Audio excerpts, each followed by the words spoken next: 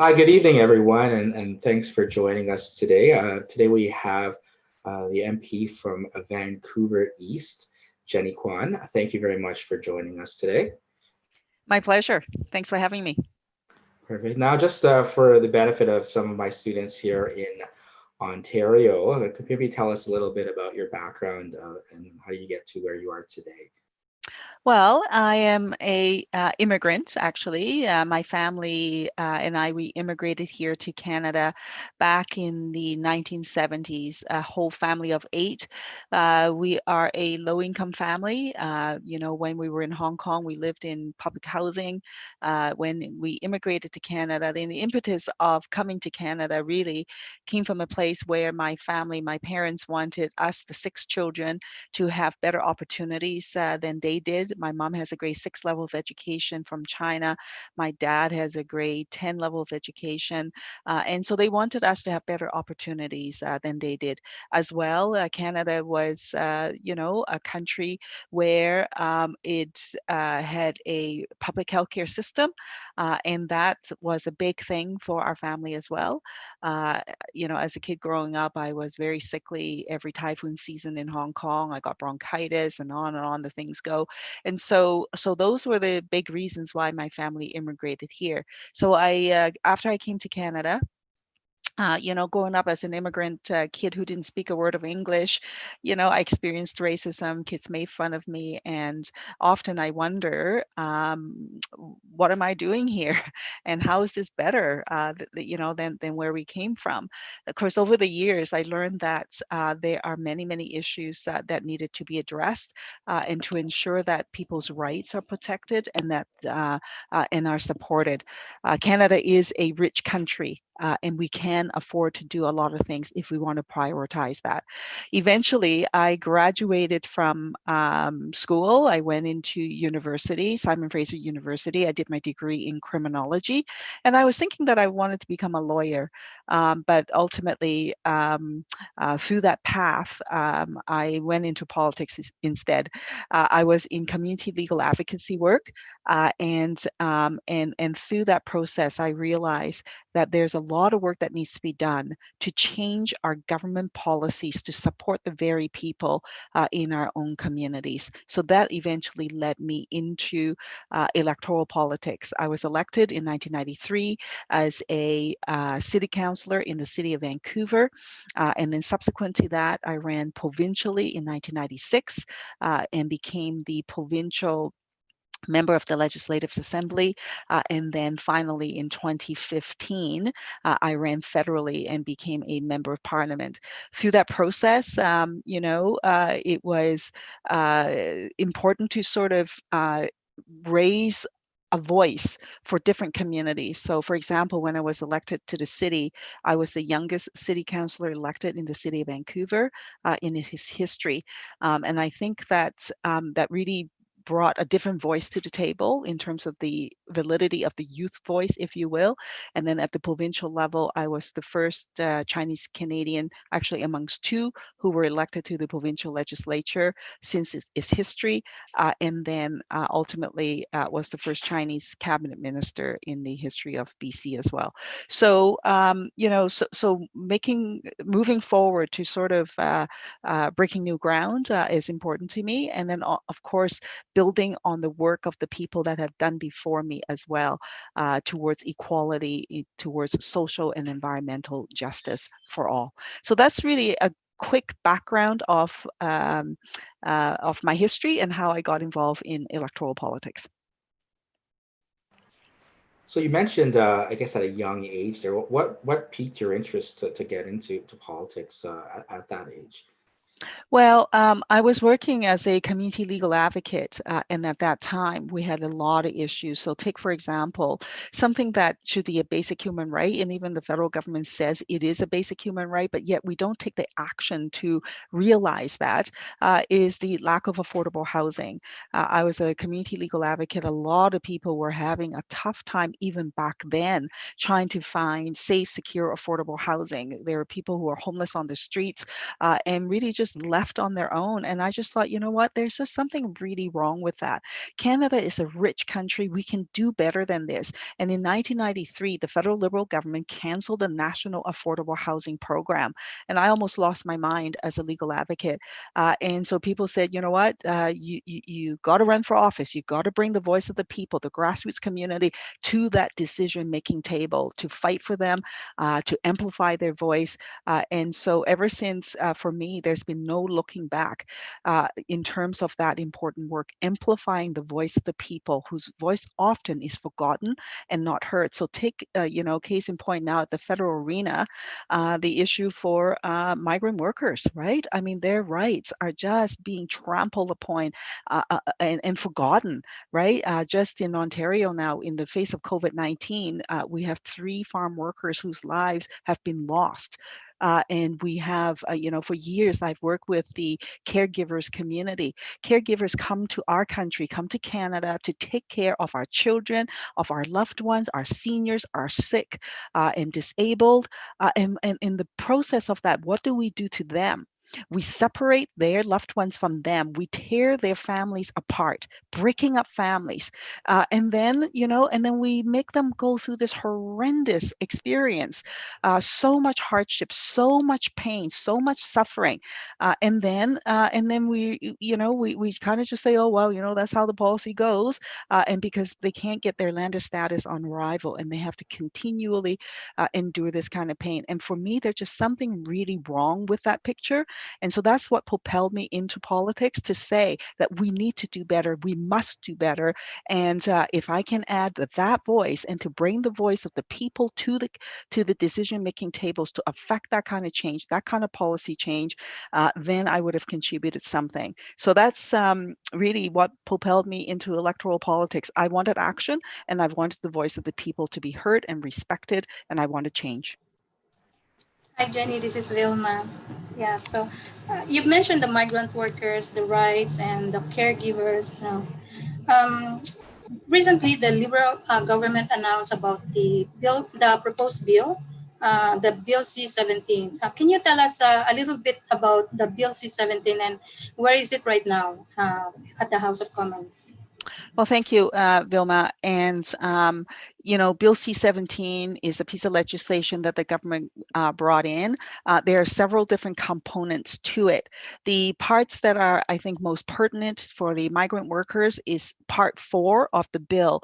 And effectively, that bill brings in very punitive provisions. In fact, it criminalizes people who receive CERB, that the government may deem that it might be fraud, that they should not have received CERB, right? And so they brought in these provisions to criminalize people for receiving CERB. I really take issue with the bill. People will remember when the pandemic hit, we're pushing the government, the NDP was pushing the government to ensure that people are supported through this pandemic period. We had called for what we say is a universal direct payment for all. So that is to say, anybody who needs support at that time should get $2,000 a month to support them to get through this pandemic. Instead of doing that, the government came in with the CERB program, which left out a whole lot of people, a lot of gaps, and it was unclear for a lot of people about whether or not they even qualify, and it was very confusing to that end. Even parliamentary secretaries, Adam Vaughan, for example, went on social media to tell people to not interpret the government's eligibility rules literally and to apply. And there's some instances he said, just ignore that rule, apply anyway, and so on and so forth. And so a lot of people did, right? People were desperate for help and needed that support. And so they did. Now, after the fact, the government's saying, oh, wait a minute, we're going to bring in these provisions to criminalize you with potential, not just a fine or to require people to pay back, but potentially with jail. I mean, that is just absolutely shocking to me. And that's really what Part 4 of Bill C-17 is doing. And so right now, as it stands, the bill is sitting on the order paper. It is before Parliament right now. the parliament has recessed for a couple of weeks, and so we won't resume until early July. And so what the government will do with that bill at that time, we don't know. I'm really hoping that the government will just let the bill die on the order paper. I have called for the government in the House of Commons to eliminate those sections of the bill. But to this day, the government has not responded. So we don't know what they will do with this bill. The very fact that they even table such a bill is disturbing to me. But it is still very much alive before the House of Commons at the moment. And in the meantime, I am working hard with stakeholders and like-minded individuals to call on the government to strike out those sections of the bill. You've mentioned also the immigration aspect of the government, and um, I've seen your video when you were questioning the immigration minister, Marco Mendicino, with regards to the period of pandemic wherein many temporary foreign workers who are trying to comply with the requirements of the immigration, some are complying 1 year or 24 months, the caregiver program or the economic program. And you were asking him if this pandemic period will be accredited or will be counted towards their criteria in order to comply with the immigration. So, do you have any updates about that? Because many temporary foreign workers will be affected towards this pandemic lockdown. Well, thank you very much, Vilma, for that very important question. In fact, early on with the pandemic, the issue surfaced already. Many of the caregivers and the advocates had contacted me in my office to say that they're very concerned about the impact of COVID-19. Aside from needing to get financial support, the reality is this. For many of the caregivers, they're required to work 24 months before they can apply for permanent resident status, right? So they're required to undergo this eligibility criteria. For the caregivers who's been working hard towards that 24-month work requirement, in the middle of the pandemic, they lost their job. They've been impacted because their employer lost their job, so they can no longer continue on with their caregiver in their employment. So then that means their employment has been interrupted by the COVID-19 situation. So I immediately wrote to the minister and to call on the minister to not further penalize the caregivers through no fault of their own. They've lost their job and they shouldn't be further penalized as a result of COVID-19, and that the lost time or the interrupted time as a result of COVID-19 should count towards their 24-month work requirement. And to this day, the government has not provided me with confirmation that they will do that. For the longest time, they avoid this question, they ignore this question, they didn't answer this question. And even as recent as a week ago, when I finally got a letter back from the minister, he didn't actually speak to that issue directly. They mentioned something about how, people have 36 months to meet their 24-month work requirement, so it's not really a big issue, that kind of thing. And so there is no confirmation from the government whatsoever that they will count the interrupted time as a result of COVID-19 for the caregivers towards their 24-month work requirement. So that is where it stands right now. I think that it would be very useful and helpful as well. And I would definitely encourage people to express their concern about this policy and to say to the government that they should not be further penalizing caregivers as a result of COVID-19, and that they need to count that interrupted time towards their 24-month work requirement. Okay, let's go back to the Bill C-17. So, how highly unlikely that this bill will be um, will will push through in the House of Commons? Because my concern is if this bill will become a bill, then many temporary foreign workers will be impacted by the decisions of the government to penalize them and criminalize them. So their immigration status will be affected also from the day they will be penalized up to the future. Let's say if you're applying for PR citizenship, they will not be able to apply for that. And the government is saying that temporary foreign workers are very important in the Canadian economy. But what are they doing with the Bill C-17? What is your Well, stand on that? Well, that's exactly the point. Bill C-17 penalizes the very people who needed support from the government at a very difficult time. And at the time when the government introduced the CERB, they also made it quite clear, right, that they would not be penalizing people if they gotten the CERB and perhaps that they weren't eligible for it. They even indicated that at some point to say that really at most what they will do is make people pay back the money and that they wouldn't really be further penalized. But really with the bill, it says something else, that the government is in fact going to penalize people with jail time. And the implication for those without status are huge, or with temporary status is huge. Because if you have a criminal record or to have deemed to have quote unquote frauded the government at any point in time, that would have, I think, a detrimental impact for people with their permanent residence application or anything that they are embarking on within the immigration stream. The government at this point in time, because they have not withdrawn the bill is still sitting before the House of Commons. So that means the bill is still alive, is still there. The other thing too is that the very fact that the government even introduced the bill tells me that they're thinking along those tracks. And that in it of itself is a disturbing act.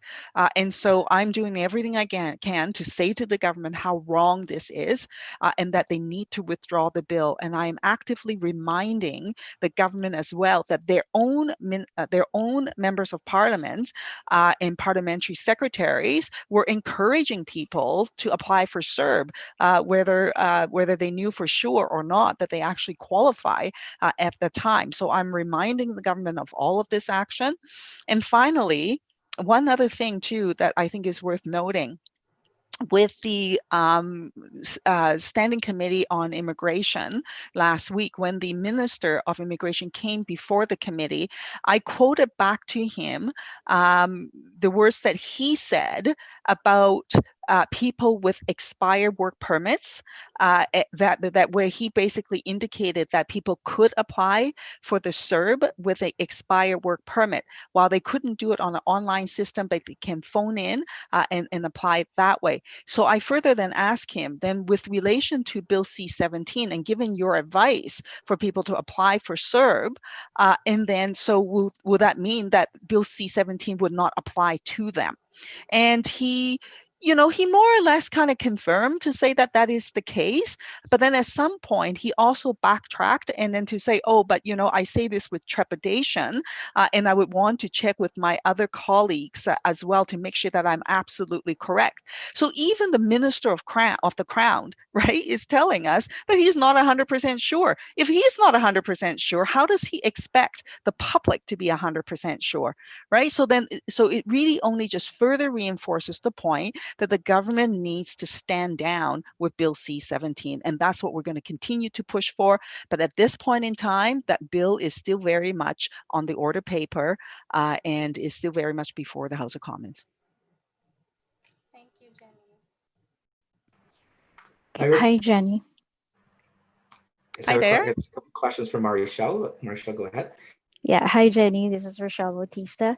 So it seems that the temporary foreign workers here in Canada, from even pre-COVID pandemic, are already living in a precarious kind of situation in Canada.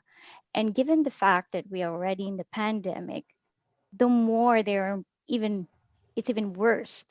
So is there any program or any let's say any bill that will protect this temporary foreign workers that are already here in Canada?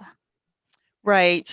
You're absolutely right. The situation with migrant workers has been horrific for a very, very long time, even pre-COVID. The abuses that take place, the exploitation that take place, the lack of proper housing and supports and so on, the list goes on. And in fact, the Migrant Workers for Change actually recently issued a report, and they are, the report itself is called Unheeded Warnings, right? And it really literally outlines the issues that people are experiencing at this point in time with COVID.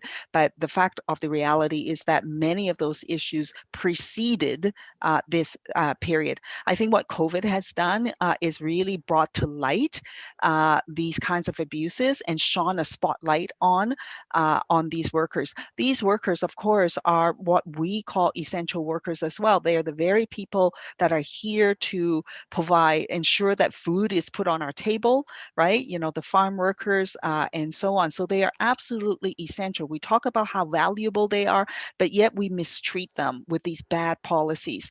And so what the community has called for a very long time, what I'm absolutely 100% in support of, is to recognize the value of these workers and to respect these workers with a policy that basically allows for them to come to Canada and to recognize them and to give them status on arrival. So this is a call for a very long time, as we say, good enough to work, good enough to stay, good enough to study here, good enough to stay. So you should enjoy the same rights as all of us here in Canada. So that's a big push that we are driving.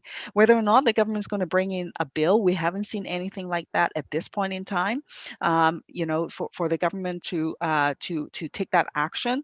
I was very disturbed actually at the Standing Committee for Human Resources, which took place last week. A representative came, Mr. Hussein Syed came before us, and he was very clear to say that he wrote 6 letters to the minister. They wrote this report and released this report.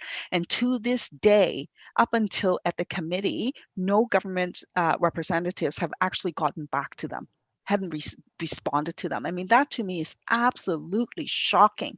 And it is so outrageous to me, the disrespect, right? And now with the tragedies that's taken place, the deaths that has occurred, and so it remains to be seen what the government will do. So we are pushing hard, the NDP, calling on the government to adopt the recommendations in the Unheeded Warnings report, to say that the government needs to adopt all of those recommendations and get on with it.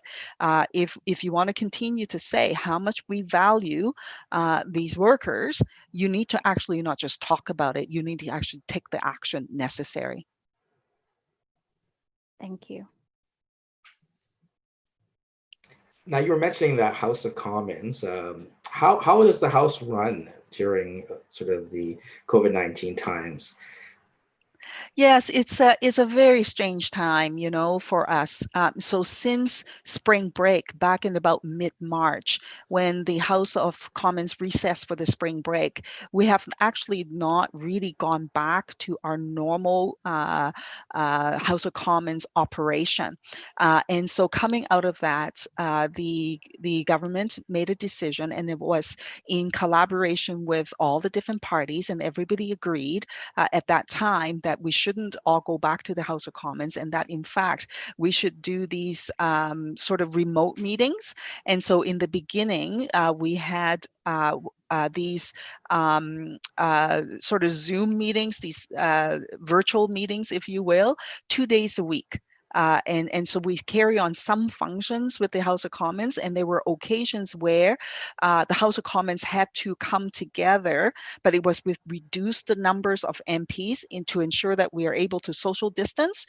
And so each party were allotted a number of people that they can bring back to the House of Commons for those sittings, and so that we can pass the legislation for the CERB as an example. So that took place. Then since that time, as you know, it became clear that the pandemic wasn't going to go away anytime soon, and that we need to continue to social distance and so on. So then we enter into another round of negotiations to see what the House of Commons should look like. The Liberals wanted to maintain the status quo, 2 sitting days a week. The Conservatives, on the other hand, wanted everybody to go back to resume sort of normal sitting.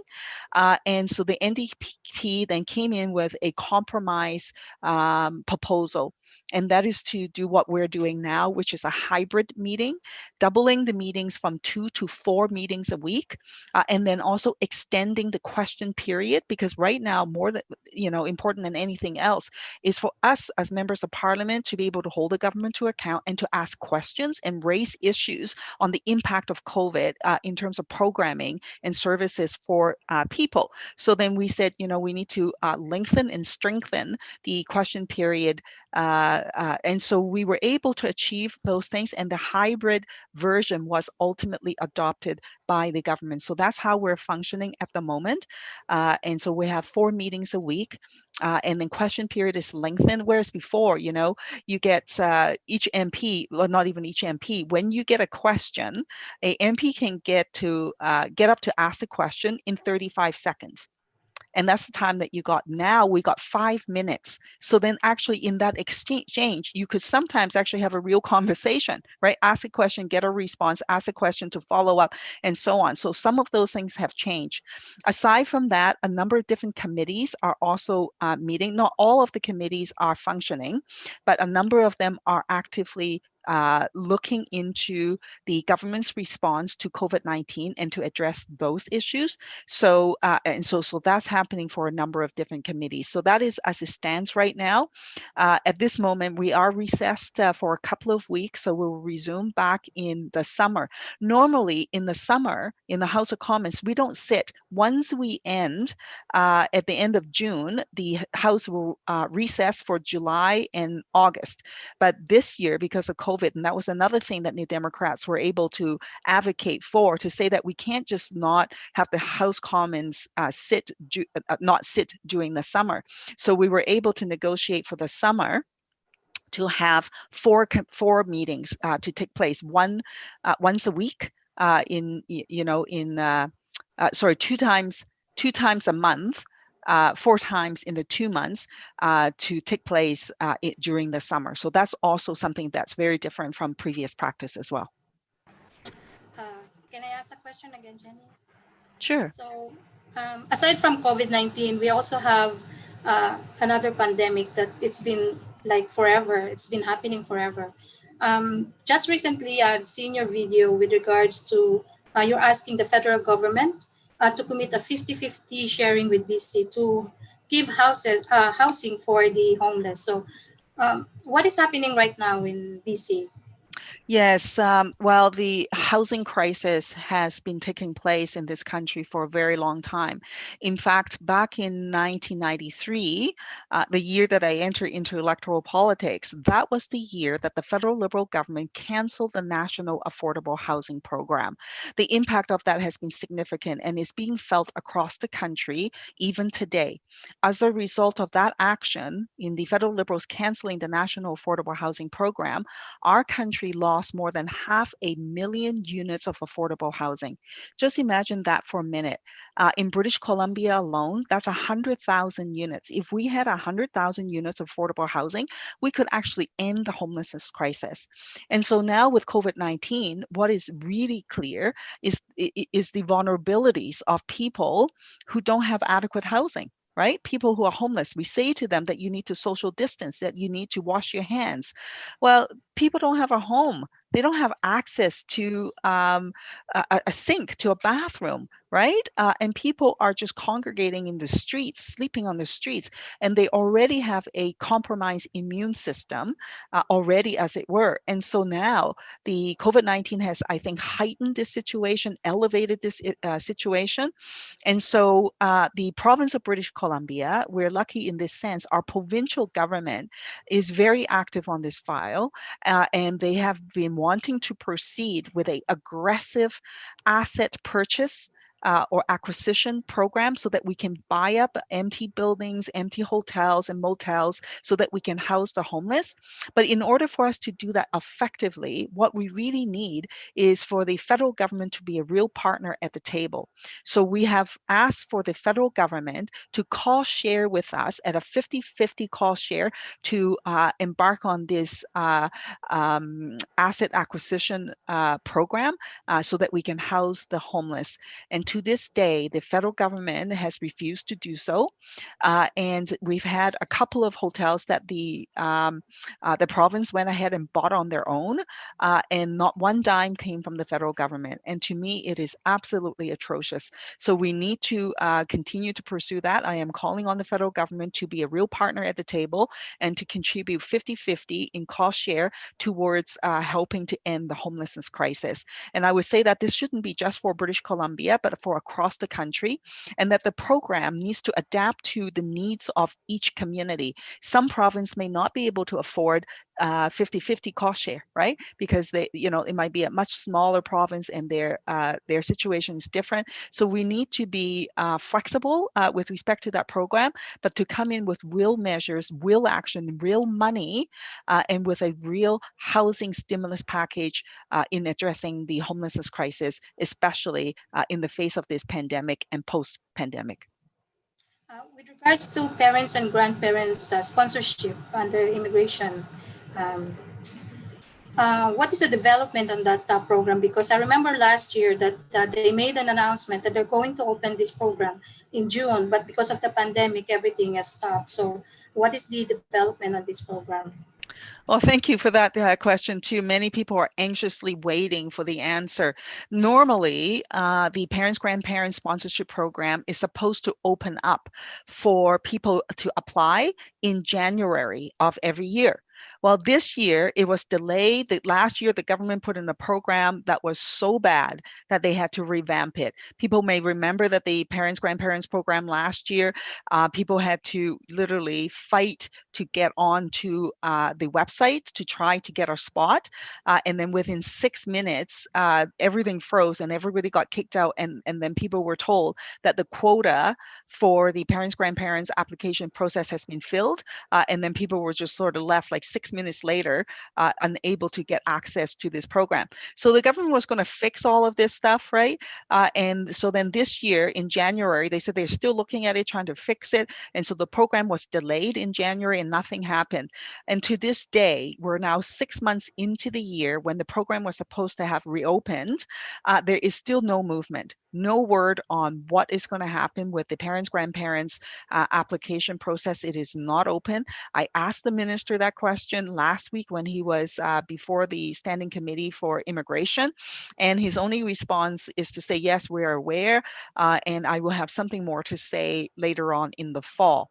And so in the very minimum, I think what needs to happen is this, that the quota of the 20,000 applications needs to be maintained. If they're not going to utilize, is not going to able to utilize that quota for this year, they should at least then take that quota to apply it on top of next year's quota application. So I'm very worried about it. I have met so many families who've been waiting and waiting and waiting to reunite with their loved ones and still are left out. And so this is a very important program, but as it stands right now, there's no word from the government, and we may not know what the status is until later on in the fall. Thank you. I guess getting back to the house there, my students, I always drive in there that attendance is very important, especially when we're remote. How is it? Is attendance skyrocketing because you just got to log in onto Zoom for some of them on being in the hybrid model, or what are you seeing with respect to attendance from the MPs in the House? Yeah, so attendance could take form in two formats. For the people, because it's a hybrid, so that means a limited number of people can be in the House of Commons. So you can attend in person if you are the representatives for your party to be there in person, right? So you can have your attendance in that way. For those of us who are not in Ottawa, in the House of Commons, then you can sign on like a Zoom meeting like we are right now.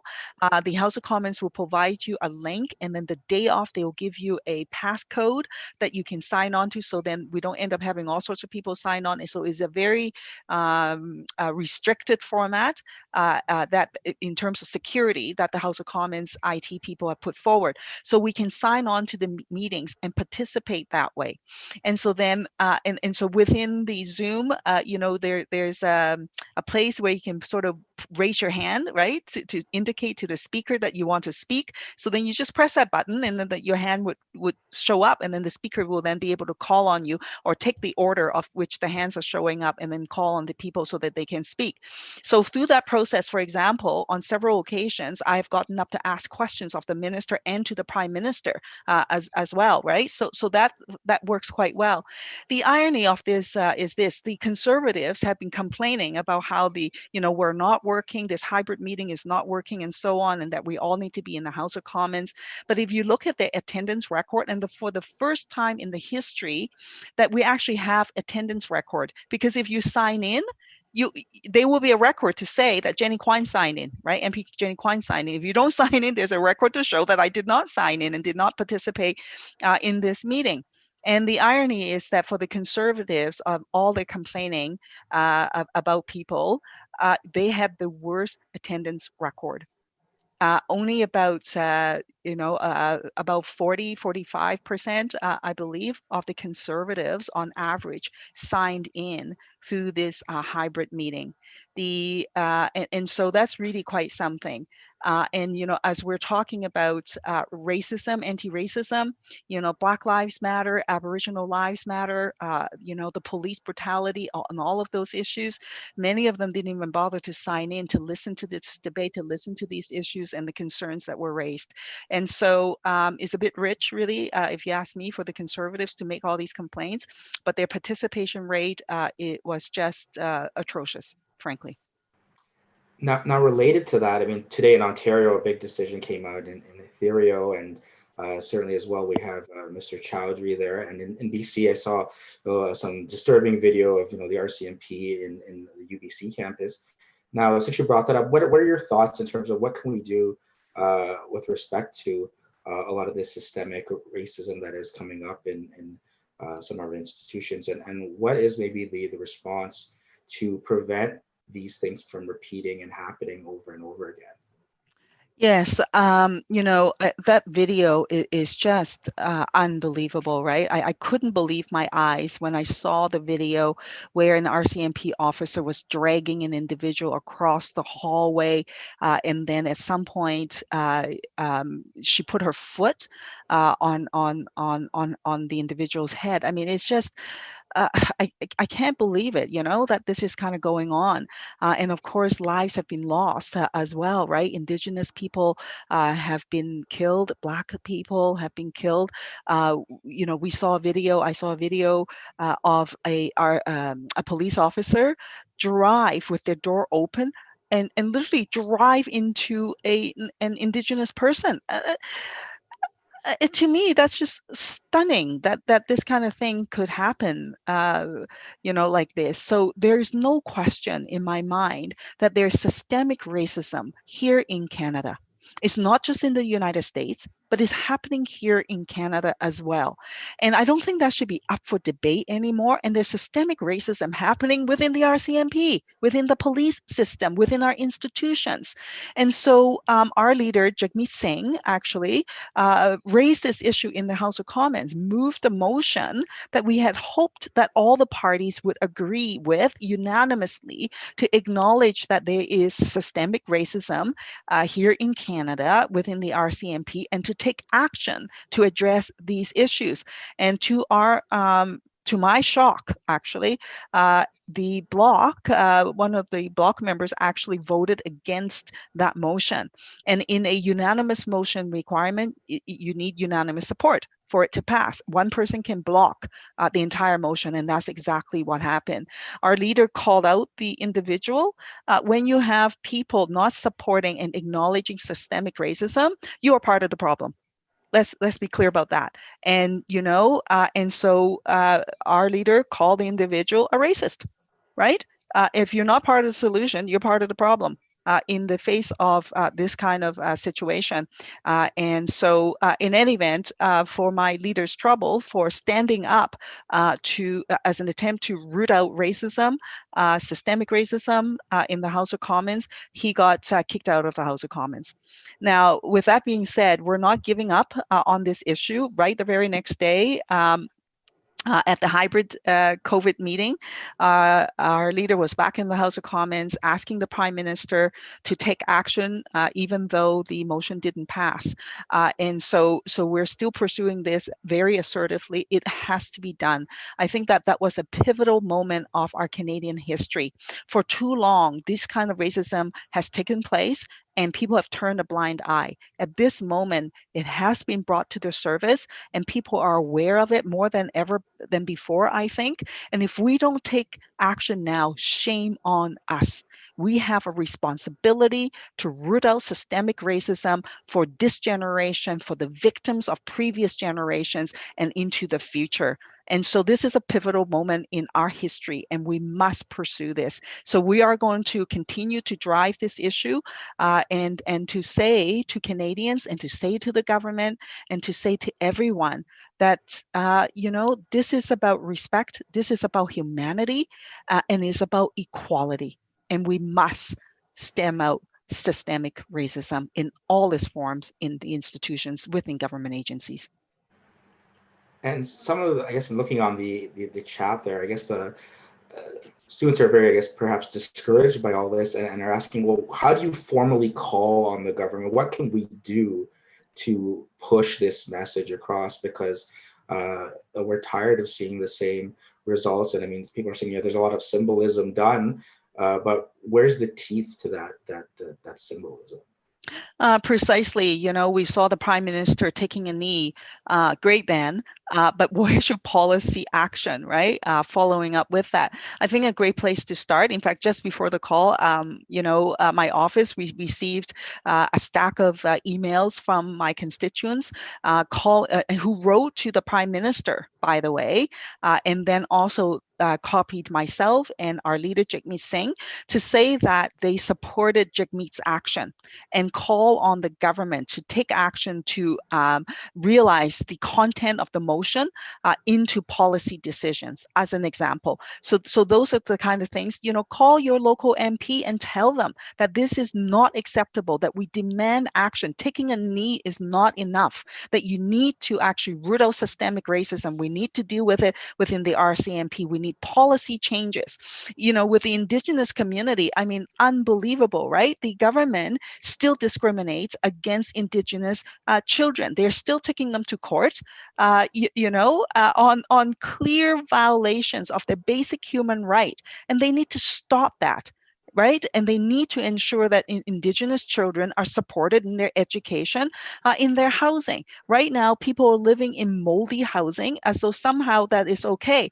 Well, Indigenous people are the first peoples of Canada. How could it be that the very first people of this country are living in these substandard environments? How is it possible that they are still drinking water that will poison them, that they don't have clean drinking water? How is that possible that this is allowed to happen? That is systemic racism. That's colonialism and its impact in a real way, and that has to end. So demand action from the government on the on Indigenous issues. That's another situation, right? They missing and murder Indigenous women, right? We had an inquiry. We have the calls for justice. Implement those calls for justice. Instead, the government has delayed that. In racial profiling, targeting Indigenous people, people of color, Black Canadians, and so on, right? Where people get carded and all of those things. Put in a law to say that we will stop racial profiling. As an example, stop bringing in laws to criminalize people. So Bill C-17, we were talking about that. Who is going to get impacted by Bill C-17 the most? It is the racialized community, right? Because they are the lowest income. They tend to be the lower income folks, right? And so they will be targeted by this bill. Stop criminalizing racialized people. There's a lot of things that we can do, and so call on your MP, call on the Prime Minister to take action, demand action, and don't take no for an answer. Because if they don't act, that is an equivalent to saying no. And that is not acceptable. Don't let them get away with it. And then, of course, at some point in time, we'll have an election. Vote with your feet. Choose the candidates who will stand up for the people and the rights of the people and demand action and have the courage to do so, and instead of just doing symbolic actions. A while ago, you mentioned Sayed Hassan, so our colleague. So sorry, Sayed, I have to mention your name. And I was looking at his Facebook account right now, and they're doing a lot of electronic rally with regards to many issues happening in Canada or in Toronto. So how important is the voice of the community? And if a figure like Sayed Hassan is not getting any response from the government, how much more are the migrant workers who doesn't have any permanent residency, and where do they go if nobody's listening to them? Well, I think the power of the voice of the community is not in just the one, right? So that we need to all come together and everybody needs to act. We live in a democracy. And so we need to demand action from the government. So, yes, Mr. Hussein Syed has taken action with respect to this, and then so we need to all step up then to say, you know what, that report was a really good report. The recommendations are worth supporting, and so we're therefore going to demand the government to support that. Go to your social media, to tweet, to retweet, to send out a message, to call for action, and then phone your member of parliament, write a letter to your member of parliament, and to demand that kind of action. We live in a democracy. It is absolutely within your right to do so. I believe in the strength of the people. And if we can galvanize of the voice of the people, that's why I put so much of my time and effort in amplifying the voice of the community. When we can do that, then that's where I think we can achieve some success. Case in point, I will tell you, in the last parliament, also in opposition for me at that time, with the caregivers, the government had delayed the processing of family reunification on permanent residence applications for caregivers. You know, the average wait time was 7 years. 7 years. This is on top of their 2 years of work requirement.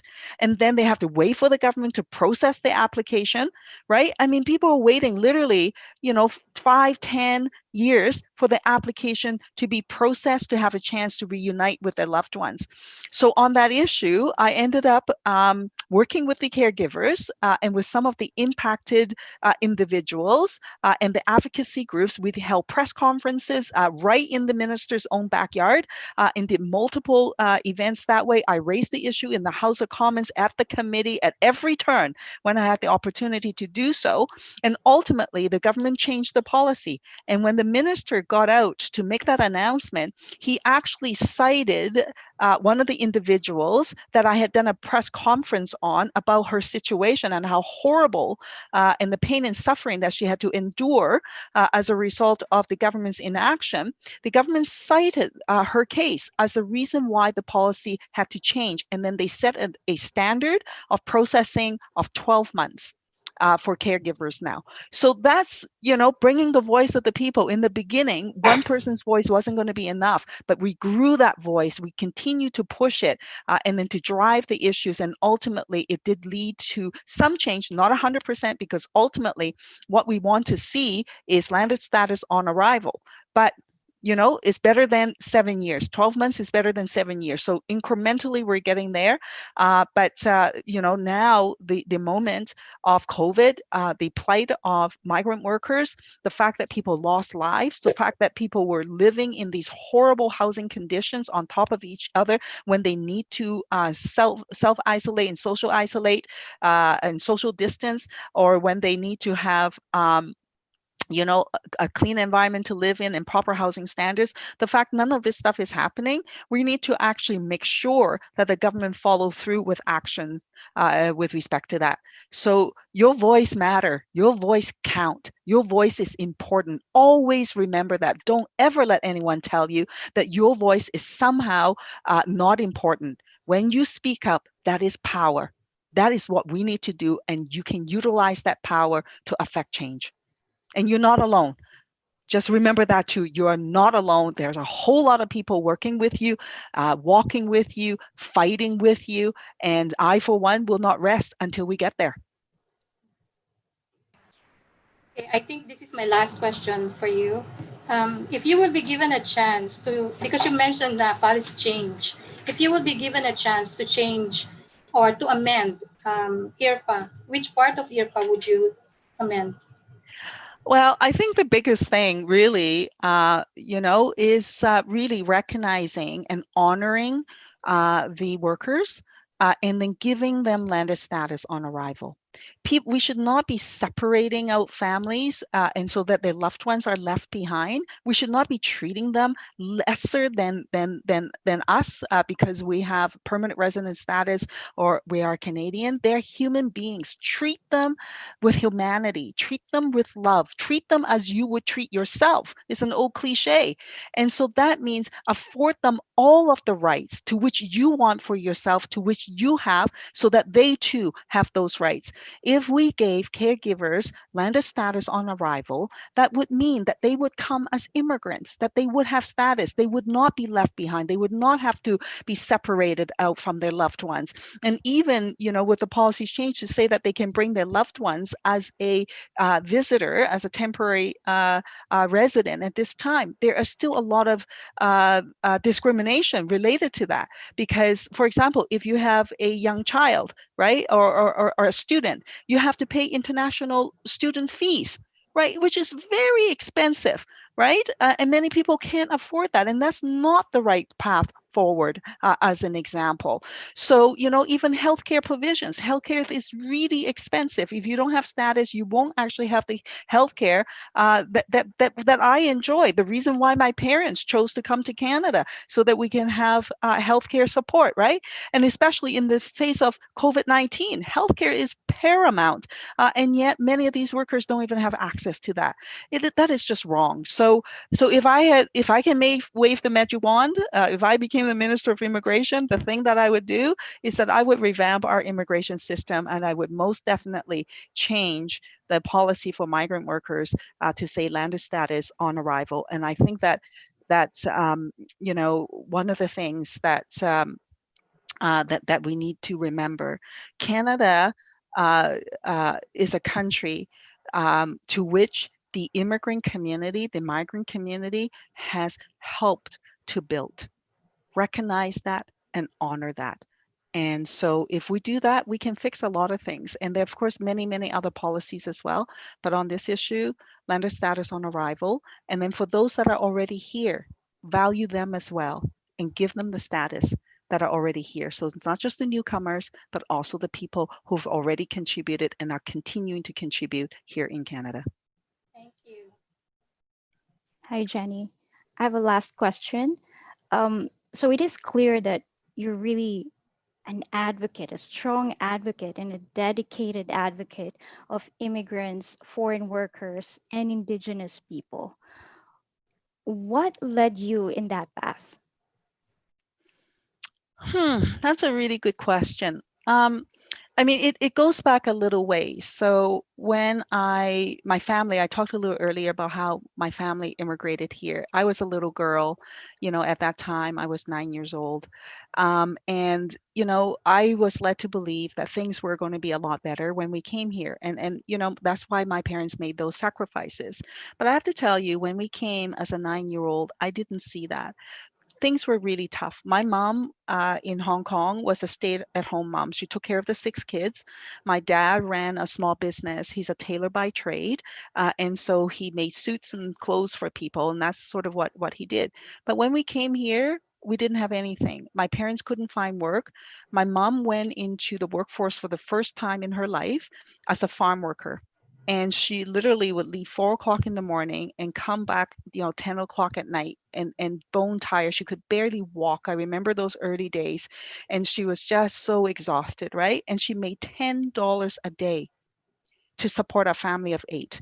We lived in a basement suite, 700 square feet on top of each other. Things were not better than from a 9-year-old's perspective of what it was like in Hong Kong. We lived in social housing, but man, things were not like this, when we were here.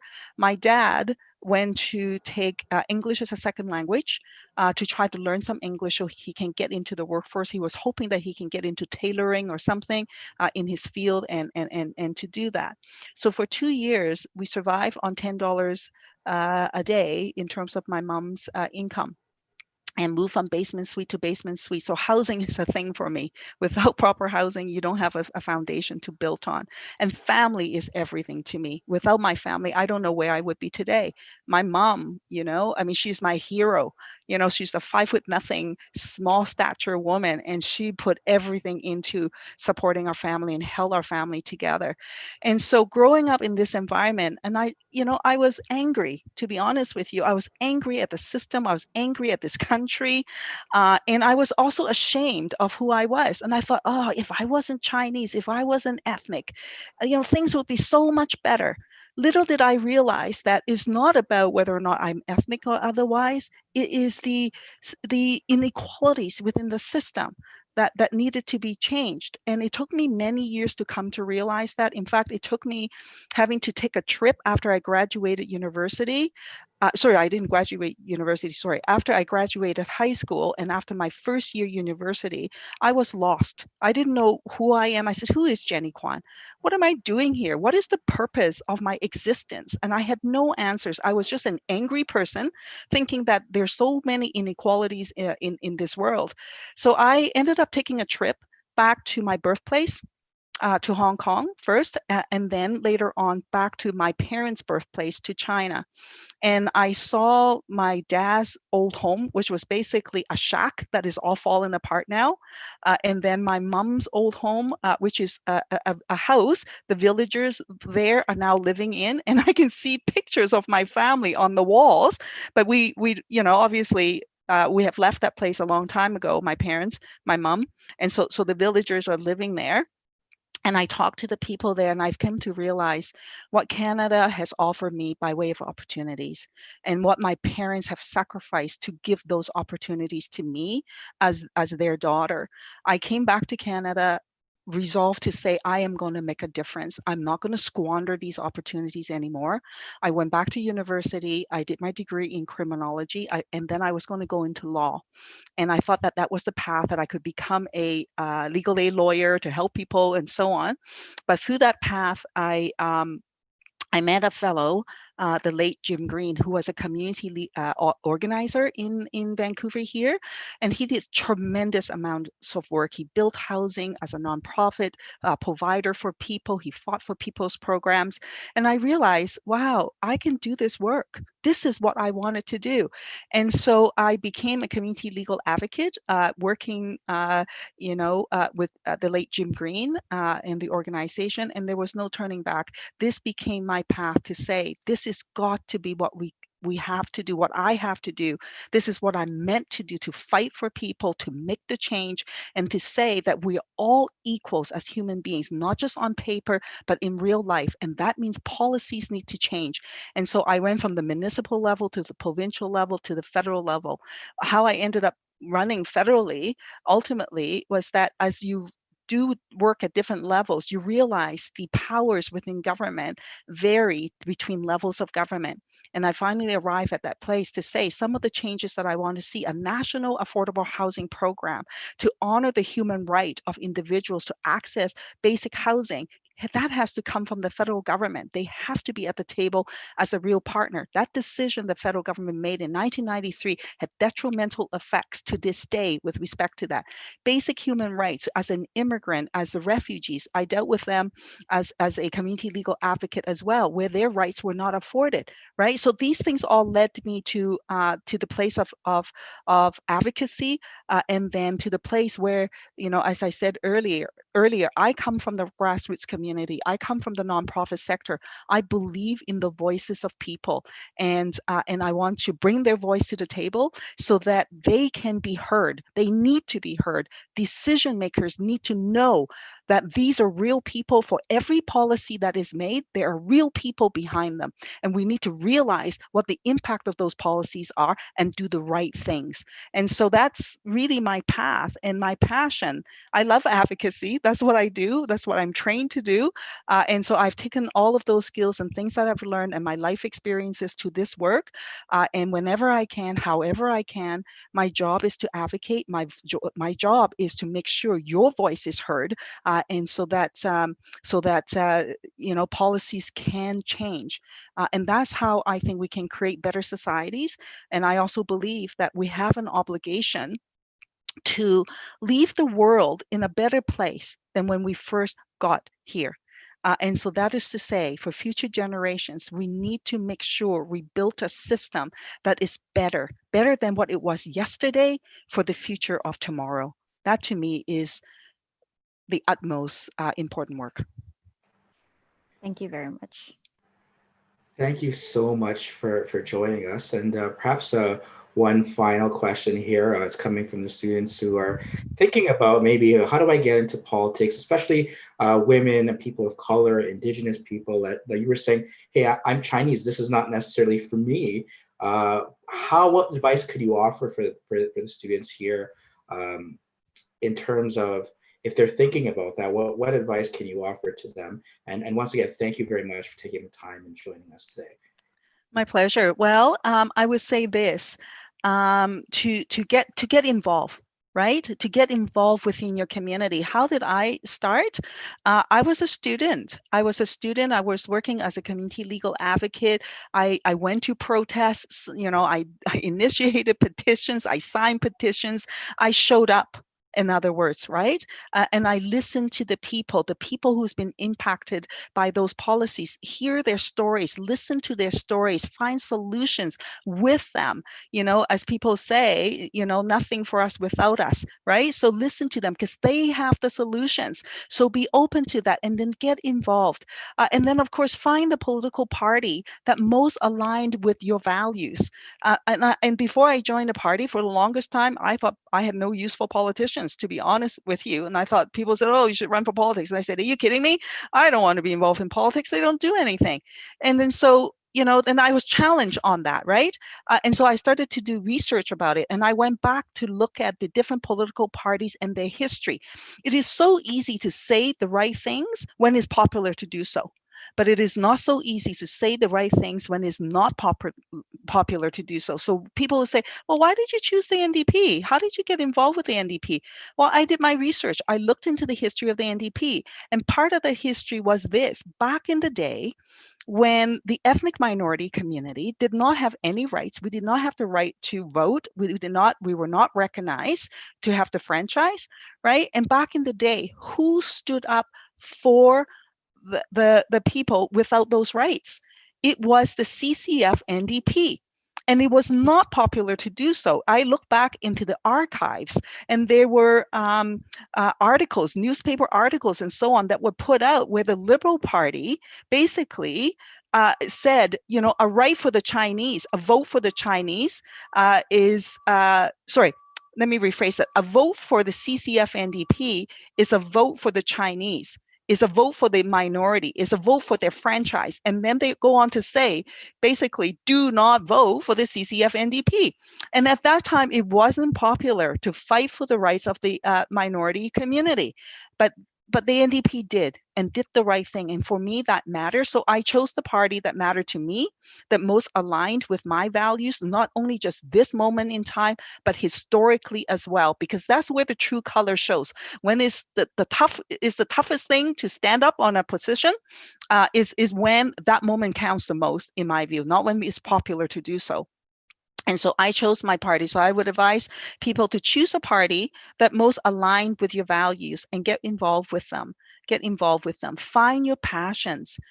For me, it is about housing. It's about human rights. It's about humanity. It's about Aboriginal and, colonization and its impact. It's about migrant workers to be recognized as human beings. It's about connecting all of us as humans. That is my passion. That's the thing that brings me to the table every day. And I wake up with a fire in my belly and I say, I am going to go out there and get this thing done and drive the issue. So find that passion, and then don't ever let anybody tell you that it can't be done. Right? And be prepared to take the risks. When I did my soul searching and traveled abroad and came home, I wasn't sure if I was going to succeed in school. I thought, like, oh my God, what if I tried and I don't do well? What if, the university just doesn't accept me again? Then you just have to say, you know what? you have to believe in yourself and push yourself to the limit, right? And then work hard. Don't get me wrong, it's not going to just fall off the sky and make it happen for you. Work hard and prepare yourself and drive it. And then when you don't succeed, we don't always succeed because sometimes things is really tough. Take time to heal, and then also take time to reflect, to see how you can learn from that experience. And then, as we say, there's a phrase, that you can actually turn every failure into a challenge and turn it around and take it on. Believe in yourself. And when you need people to provide you supports, pick those moments as well. Identify. What I do is I identify a group of people that are close to me, and I say to them, you know what? Like my mom, I say, I need some chicken soup. Like right now, I need a giant bowl of wonton noodles chicken soup because I feel defeated and I just going to sit here and gorge out on this pot of soup, right? Have those people around you to support you. And when you have those moments that you need to step back and take a breath, take that breath and to regenerate and to reheal yourself to come back to the fight. And be prepared to gamble on yourself, because if you don't, nobody else will. And if you don't believe in yourself, no one else will either. So believe in it, pursue it, and when you fail, take time to heal and come back to it. Don't give up. Perfect. Thank you so much once again. And it was absolutely very knowledgeable, and we learned so much from you. And thank you for taking your time to come Thank you, and Miss join us here Jenny. today. Well, thank you all so much. It's been a pleasure to talk with all of you. Thank you so much for inviting me. And, the advocates in this room as well. The work that you do is tremendous. And, always remember you have allies, partners at your side, and you're not fighting this fight alone. We're all in it together. Thank you. Thank you. Perfect. Take care. Thank you, Thank you. everyone. Stay safe. You too. You Bye. too. Bye bye. Bye. Bye.